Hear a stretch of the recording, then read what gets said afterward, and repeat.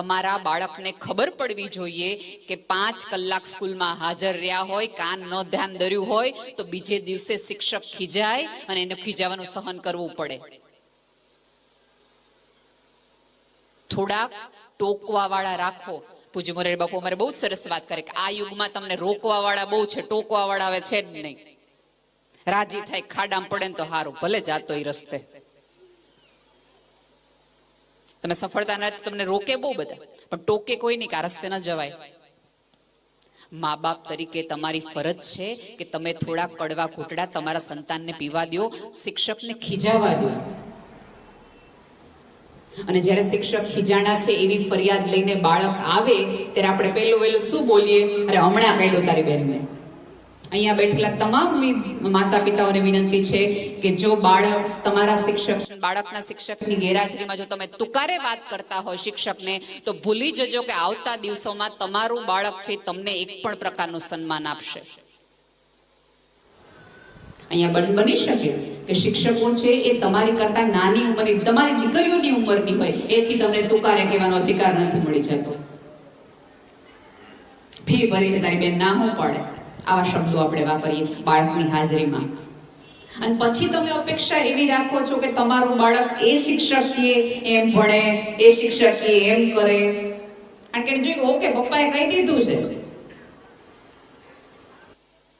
ન કરો આવી. તમને આ બધું બહુ નાનું નાનું લાગે છે, પણ આ નાની નાની નાની નાની ભૂલો જ તમારા બાળકને ખોટા અને ગેરરસ્તે લઈ જાય છે. તમારું બાળક શિક્ષકની ફરિયાદ કરે તો પણ બાળકને કહો કે બેટા શિક્ષકો તો ભણાવવા માટે તો એને કરવું જ પડે. મને મારા બોસ ખીજાય જ છે. ખીજાવવું એ કોઈ એવો પાપ નથી. થોડાક ખીજાવાનું રાખવા દો. અને મમ્મીઓ સૌથી વધુ, અને ખાસ કરીને 10મા 12મા ધોરણના છોકરાઓ થોડુંક ખીજાણા હશે તો 10મા ધોરણમાં કે 12મા ધોરણમાં થોડાક ઓછા માર્ક આવશે તો એને સહન કરવાની આવડત રહી હશે. હંમેશા પોતાની રીતે આગળ એવી રીતે ન વધી જાઓ. એક વખત એક શિક્ષકે વિદ્યાર્થીઓને એવું કીધું કે હું તમને એક પ્રયોગ કરાવીશ, કોશેટાનો પ્રયોગ. કોશેટા એટલે એક પ્રકારનું જેમાંથી પતંગિયું બનવાનું હોય એવું નાનું એવું લંબગોળ સાઈઝનું એક ઈંડું આવે. 4 કલાક પછી એની રીતે એના પોતાના પ્રયત્નથી એમાંથી પતંગિયું બહાર આવે, એ ઈયળમાંથી પતંગિયું થાય. એટલે શિક્ષકે એમ કીધું કે આપણે બધાએ રાહ જોવાની છે. એ ધીમે ધીમે ધીમે ધીમે પ્રયાસ કરીને નાની એવી તિરાડ પડે ઈંડાની અંદરથી, એક ચીકણું કહેવાય એવું પ્રવાહી નીકળે. એટલે બધા છોકરાઓ રાજી થાય કે હવે હમણાં પતંગિયોમાંથી નીકળશે, હમણાં પતંગિયો નીકળશે. પ્રયાસ કરતા કરતા કરતા એ પોતાની રીતે પોતામાં હતી એટલી બધી ક્ષમતાનો ઉપયોગ કરીને પોતે તોડી રહ્યું હતું, દિવાલ તોડી રહ્યું હતું ઈંડાની. થોડુંક બહાર નીકળ્યું, અડધું બહાર નીકળી ગયું અને થોડુંક બાકી હતું. એવામાં એક છોકરાએ આમ કરુણાવશ થઈને, પ્રેમ ઉભરાઈ આવે ને આપણને બધી મમ્મીઓને ખાસ, પ્રેમમાં આવીને એ છોકરાએ એ ઈંડાની પતરીને પોતાની રીતે સહેજ એવી સાવરણાની સળી લીધી અને ઓલી પતરી બહાર કાઢી નાખી. અને પછી બહાર આવ્યું. ઓલું બહાર તો આવી ગયું, પણ એ ઈયળમાંનું પતંગિયું હતું એ વિકલાંગ પતંગિયું થયું, ક્યારે ઉડી ન શક્યું. એ શિક્ષકે બાળકોને પૂછ્યું કોણે આ મદદ કરી? તો છોકરા મેં કરી. ત્યારે ઓલો શિક્ષક કહે છે એના મમ્મી પપ્પાને બોલાવીને કે આ ઈંડામાંથી જો એ પોતાની રીતે, પોતાની ક્ષમતાથી, પોતાની આવડતથી, પોતાની બહાદુરીથી બહાર આવ્યું હોત ને તો એ પોતાની પાંખો ફેલાવી શકત. પણ એને તમે તમારા બાળકને આવી જ રીતે મુશ્કેલીમાં હો, મૂંઝવણમાં હોય તરત બહાર કાઢી લે. પોતાની તમે હેલિકોપ્ટર બજે. અહીંયા શિક્ષક ખીજાય તો પહોંચી જાઓ, ખીજવાનું નહીં. પછી શિક્ષકની એક મર્યાદા છે. જ્યારે ક્લાસ બદલાય ને ત્યારે બીજા શિક્ષકને કહી દે કે આ છોકરાને વતાવતા નહીં, મમ્મી બાંધવા તરત આવી જશે. 10મા 12મા સુધી તમારા બાળકને કોઈ રોકે નહીં, કોઈ ટોકે નહીં. પછી કોઈ ખરાબ સોબતમાં જાય, કોઈ ખરાબ વસ્તુમાં જાય, ખરાબ રસ્તે જાય તો એ શિક્ષક ક્યારેય તમને ધ્યાન દોરશે નહીં, કારણ કે તરત તમારી અંદરની ઓલી રણચંડી મમ્મી દેખાશે એમને.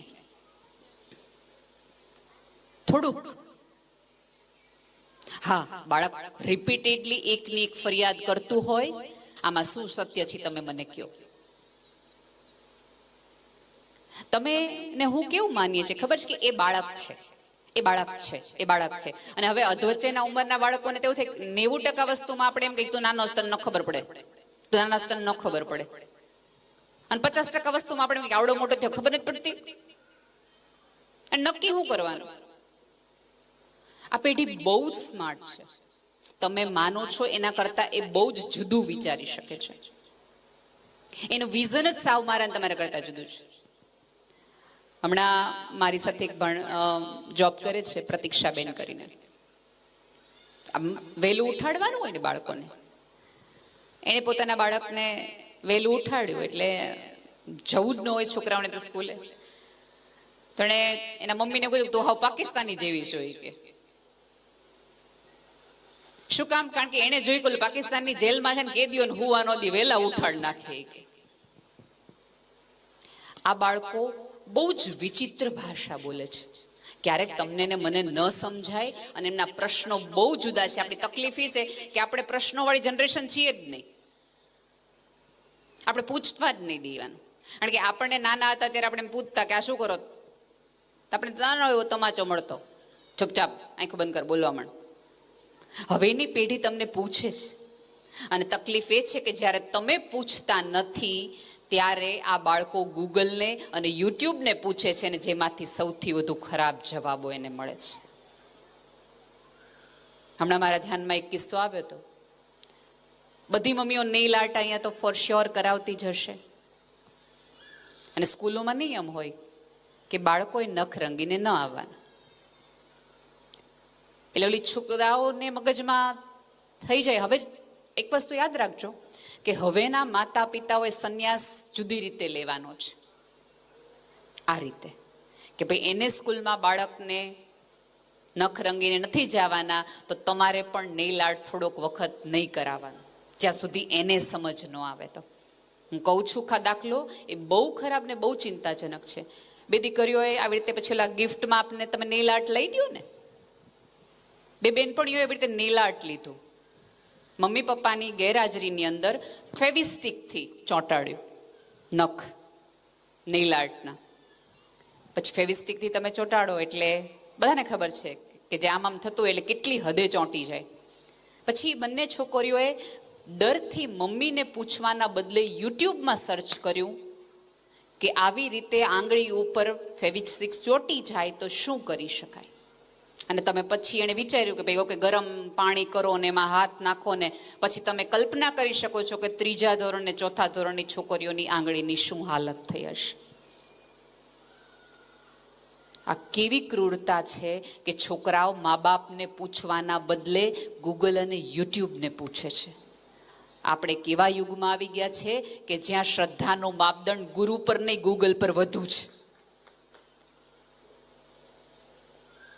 અહીંયા બેઠેલા કેટલાય લોકો છે કે જેની 7 પેઢી આ આખી જગ્યા સાથે જોડાયેલી છે.